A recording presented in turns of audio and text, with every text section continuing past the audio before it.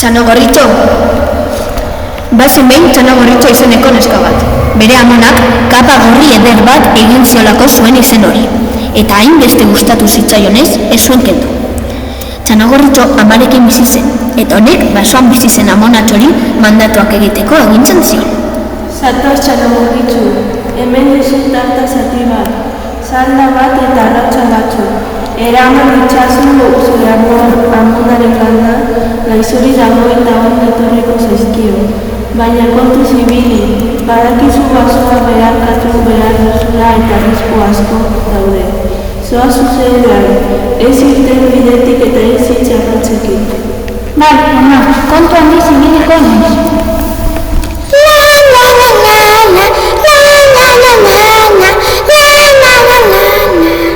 Egunon Txano Gorritxo, nora zain goiz?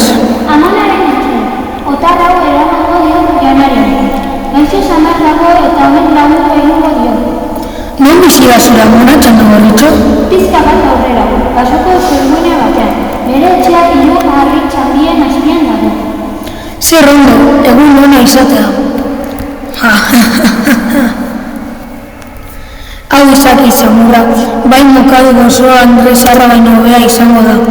Jateko baina, hain gozen naiz, ezen amona jango gaitu lehenik eta Txano Gorritxo postran. Ideia badaukat, badakit nola egingo duen.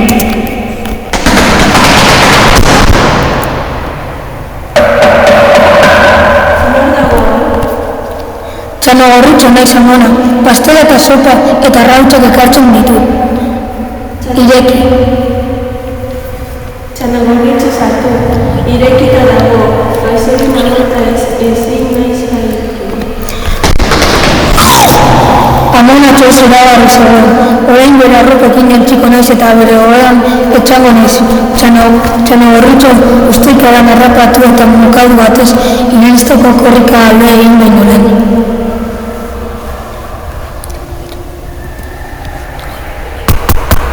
Kaitxa, amona, bai arara, zain ezpita dugu, amona?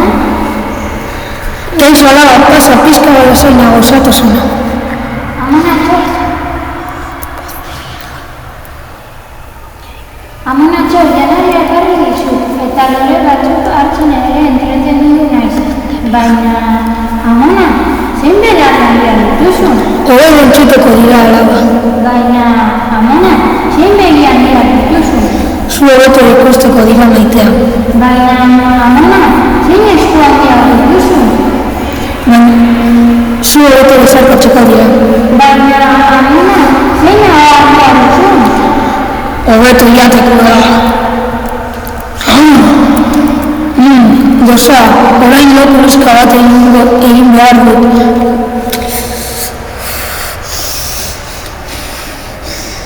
Bai erraroa, amonatxoak ez du inoiz atea zabal ikusten, eta zurrunga beldugarri bat entzun dut.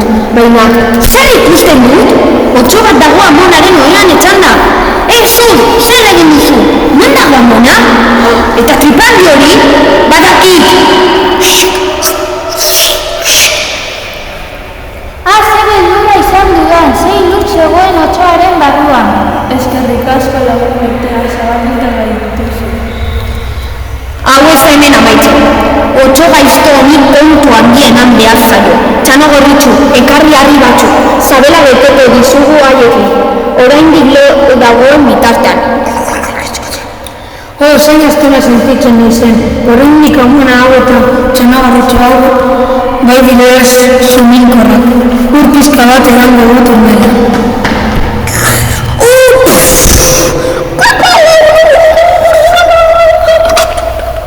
Oraingoan Txano Gorritxo salbatu gara, baina ikan noia ikusi duzu. Bai, ama, ez dut arrotxekin hitz egin behar, eta amari kasu gehiago egin behar dio. Txano Gorritxok eta bere amonak susto handi bat besterik ez zuten jasan, baina Txano Gorritxok ikasia zuen ikasgaia. Bidean zegoen ezezagunekin hitz egingo ez zuela agindu zuen. Hemendik aurrera bere amona eta amaren gomendioei jarraituko zion.